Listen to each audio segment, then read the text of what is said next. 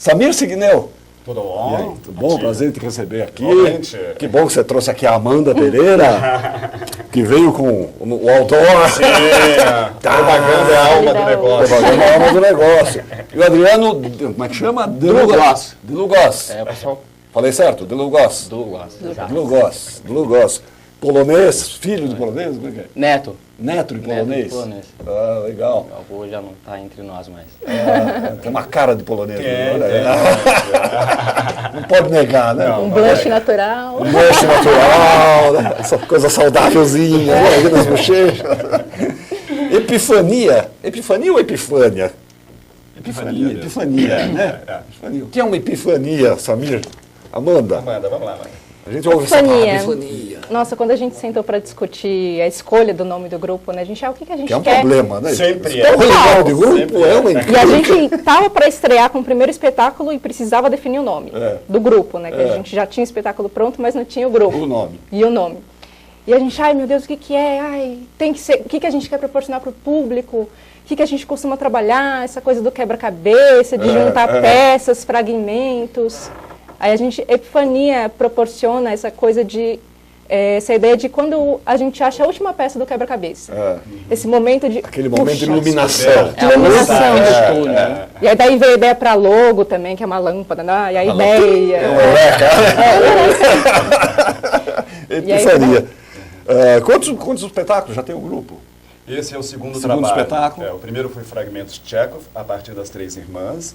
E esse outro, Solidão, a partir de textos do Dostoiévski. Agora, o Edward Hopper, me fala um pouquinho dele, e o do Christian Boltanski. Então, Edward Hopper é um pintor americano que vai retratar principalmente os anos 20, os anos 30 e 40 da sociedade americana. Ele tem, claro, ele tem uma formação europeia, ele vai para aqueles anos de ouro, eu diria, lá na Europa, ele volta para os Estados Unidos e trabalha em cima dessa sociedade, que estava enfrentando naquele momento o crash da bolsa, Os anos pós-depressão, uma isso, coisa... depressão, e ele vai...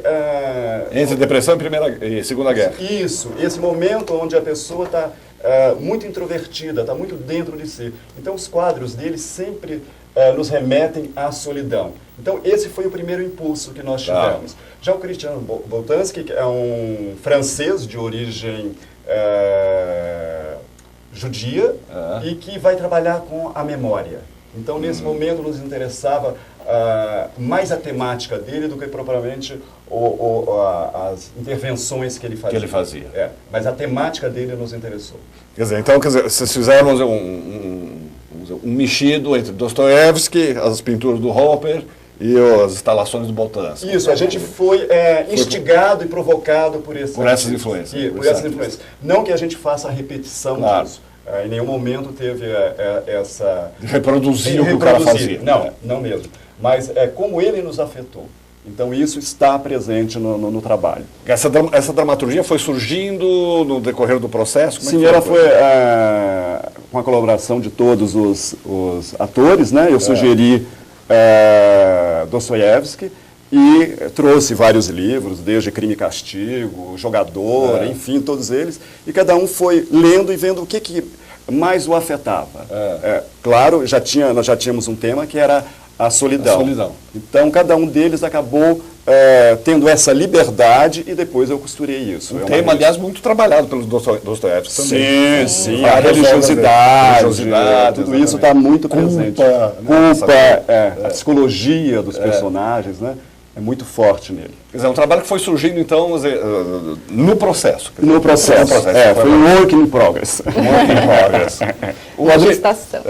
Adriano, quer dizer, trabalhar num esquema desse, quer dizer, provoca muito o ator, né? Sem dúvida. Puxa, né, do ator, exige do ator. E você tem essa liberdade, né, de você criar, de você fazer, não é pré-determinado algo tipo, sei lá, a pessoa chega... Tá aqui um texto, exato. você decora e entra em cena. Não, você tem essa liberdade, você construtor também. É dono, entre aspas, da sua obra, né? Você pode acontecer. Construindo junto. É um ator criador, é um ator-autor, quer dizer, ele tem Isso essa autonomia. é uma proposta. Essa é uma proposta. Mesmo no trabalho anterior, Isso já se manifestava também. Já se manifestava. Foi a partir desse trabalho que a gente teve a ideia da trilogia, né? É. Porque o segundo a gente começou a ver que, nossa, tá indo pelo mesmo caminho, assim, a gente está tendo as mesmas bases, os mesmos procedimentos. Mas no primeiro trabalho a gente partiu do texto das três irmãs. Tá. No segundo a gente partiu da imagem. Do Hopper. Então o terceiro, o que a gente pode abordar? Então, a trilogia. Já tem essa... A princípio veio a música, né? Mas por outro lado, a gente está pensando que se trabalhamos um texto teatral, ainda que ele tenha sido fragmentado, ainda que ele tenha sido desconstruído, no outro trabalhamos a partir do romance. E nesse a gente está pensando que talvez cartas pode ser algo interessante. Que na União Soviética, que na Rússia, enfim, esses registros, né, eles foram mantidos. E nós temos vários livros, inclusive, sobre as cartas. Sobre as cartas, exatamente. Então é interessante. As correspondências. O que é isso que a gente está vendo aí? Então, aí é uma cena onde a Simone, que é a nossa atriz, ela tem a projeção, né? Trabalha com uma projeção, né? Trabalhamos com várias linguagens interferindo, né? Então, é ela na cadeira sozinha, mas as várias lembranças dela que permeiam e atravessam a cena. Né? Tá. São quantos atores em cena? Agora somos em 6. Eram 7, mas uma estava extremamente grávida no nono mês e ela acabou saindo. Eram 8, então quase. A Isabela. E aí ela, de certa forma, já tinha uma garota fazendo stand-in, né, uma outra atriz, mas decididamente com 9 meses não dá para estar no palco. Agora ela está de licença. É temerário. Tem um trabalho de luz ali, bem preciso, né? Uma coisa bem... É fragmentado e recortado. Né? Recortado. E esse recorte, eu acho que ele sublinha bem essa solidão. Nós estamos no metrô, cheio de gente, nós estamos numa rua muito movimentada, mas a gente está só. Tá só. Até mesmo na projeção, né? E a projeção, ela procura muito essa coisa do urbano, da metrópole. Sei, da metrópole. Isso.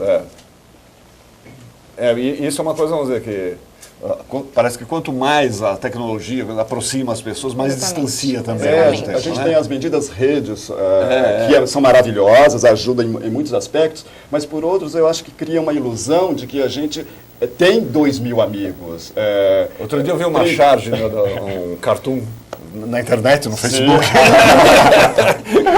Era um velório, aí tinha o caixão, a viúva do lado, né? Cheio de cadeiras e 2, 3 pessoas sentadas. Ela falou, pô, mas ele tinha 2.000 amigos no Facebook. Pensei que isso aqui ia estar lotado. Essa imagem. Né? Essa ideia que você faz. Essa ideia que a gente faz, porque a tecnologia está aí, ela nos ajuda muito, mas por outro lado, parece que ela cria também uma barreira, né? Porque eu me satisfaço, entre aspas, me comunicando ali. Me comunicando através daquele, mas o tete a tete, o cara a cara. Aquele calor humano. Do abraço, isso, do toque, né? Isso vai sumindo. Isso cada vez está sumindo mais. Então, e cada vez a gente vê, eu estava lendo essa semana que a ansiedade é a doença do século, né? Mas eu acho que também a solidão associada com a ansiedade tem criado outras doenças, né? E a gente tem que ficar atento a isso. Se nós mesmos não estamos nisso, né? Eu acho que, na verdade, o teatro a gente faz para que o teatro seja um encontro, que seja um local onde eu encontre os atores, mas que eu encontre também os espectadores. E é essa a ideia, né? De trabalhar o teatro como um veículo que aproxime, e não um veículo que distancie. Acho que a gente está... Vermelhas vamos dizer, um carpete verde e cadeiras vermelhas. São os únicos elementos... Aquela foto ali que passou dá bem ideia disso que a gente está falando. Isso. Né? Tem uma pequena multidãozinha ali. Sim, mas que nenhum está em contato com o outro. Cada um isolado, né? Cada um no sono. Esse é o mundo. É um rapaz só? Só. É o bendito teu fruto, bendito é só olhando. O público vê uma história. Quer dizer, talvez nós... Constrói essa história. Então eles veem que todas as mulheres, de repente, é uma só. Claro que colabora para isso a mesma cabelo, a mesma maquiagem, Né? Então, algumas pessoas têm feito essa leitura, que não foi o nosso propósito, mas que bom que a obra permite isso. Outros dizem que tudo que acontece na peça está na mente das pessoas, que nada é real, é todo um sonho. Então é legal ver as diferentes interpretações, as leituras que as pessoas fazem. Nós tivemos um ex-presidiário que foi, depois deu o retorno para uma pessoa do grupo, né? E aquilo nos emocionou, nos afetou muito, de solidão, porque ele falou, passei por várias daquelas solidões que eu vi em cena. Então, isso para nós, atingimos. Porque eu acho que o teatro tem isso, ele tem de te tocar, ele tem de mexer em alguma coisa, divertir antes de tudo. Claro, não deixa de ser um entretenimento, não deixa de ser acima de tudo. Mas que eu saia do teatro refletindo alguma coisa, né? Agora, num processo assim, que você vai construindo junto, quer dizer, tem coisas suas mesmo, né? Quer dizer, tem solidões suas, tem memórias suas, tem reflexões suas que acabam entrando no espetáculo. Sim, eu acho que, ainda mais nesse trabalho, falando de solidão, né, e você tendo essa possibilidade de trazer, com certeza, eu acho que todos os trabalhos, como ator, você traz algo seu, né? Coisa sua. Sempre vai ter, por mais Mas é muito mais forte num trabalho desse tipo, sem dúvida. Eu acredito que as memórias, enfim, algo que tenha acontecido, que ficou lá no fundinho, escondido ali. Fazendo, né? E que faz muito bem, até como pessoa. Né? Sim. Põe para fora. No trabalho anterior, Fragmentos Tchekhov, eu solicitei que os atores escrevessem, dessem depoimentos sobre a família, né? Porque As Três Irmãs é sobre a família. Sobre a família, exatamente. E, claro, teve esse momento deles escreverem, e aí eu troquei o texto. Então, o texto que ele escreveu, e o dela passava para o outro. Então, para não ia girando, mas não deixava de ser a memória dele, que naquele momento estava sendo dito por um outro ator. E isso é muito interessante, porque é o momento dele se doar, mas é o momento de perceber que aquilo que ele, o depoimento dele estava sendo dito por um outro. E como é que será que isso estava sendo dito? Será que era da forma como eu diria?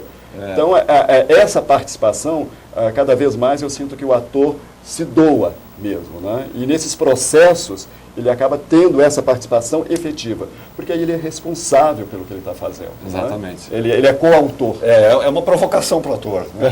Provoca o ator. Como se diz, um desentupidor de pílula que puxa lá de dentro do ator. Né? Essas coisas que às vezes está escondido, que está... Né? Você prefere não falar, tal, mas que no processo você acaba... E o mais interessante é que isso fica artístico, porque se ele acerta está lá assistindo, ele ganha uma outra dimensão. Exatamente. Né? Ele vira artístico. Agora, ficou o quê? Ficou o ambiente, a ideia? Fica, porque assim, a gente estava falando sobre essa religiosidade, sobre essa psicologia, o texto, esse conflito, a dúvida tremenda, a todo momento isso está. No ator, quando ele faz, porque são monólogos, não há o diálogo, um falar com o outro. Os monólogos são textuais do Dostoiévski. Eles não se comunicam, não falam. Não. Apesar de estarmos o tempo todo em cena, todos não em existe cena, coxia. estão em cena. Então o elenco não sai mais, só sai no final. Só no final. Mas eles em nenhum momento se comunicam. Não. Nenhum momento. Nenhum momento. Mesmo fazendo uma cena junta. Por exemplo, a Amanda tem uma cena que é ela numa cadeira e a outra no chão. Ela está fazendo as ações físicas dela e a outra está falando o texto dela, mas não tem essa interação. Não estão falando entre si. Não há esse diálogo. Não há nem o olhar, né? O olhar é sempre vazado. É uma coisa também dos quadros do Hopper. As personagens no quadro são com o olhar vazado. Olhar vazado, é aquele distanciamento. Estou no meu mundo. Estou no meu mundo, Estou centrado. Não me enche o saco. Não me enche a ciência. Legal. E paralelamente já estão trabalhando... Já estão começando a pintar as ideias, já algumas discussões e tal. A gente vai ouvindo uma coisa, vai ouvindo outra. O grupo se reuniu, se formou a partir do quê? De uma escola? Vocês se conheceram? De uma escola. Nós éramos um grupo de estudantes. O Samir foi o nosso professor no processo. Durante o processo a gente fez As Três Irmãs, elegemos essa peça para poder levar para outros teatros. A gente fechou pauta, convidou o Samir para poder dirigir, dar continuidade. E a gente, bom, e agora? Depois, né? Vamos continuar, estamos aí. Que escola? Escola Recrearte. Recrearte. Gabriel Catelani. Isso. Legal.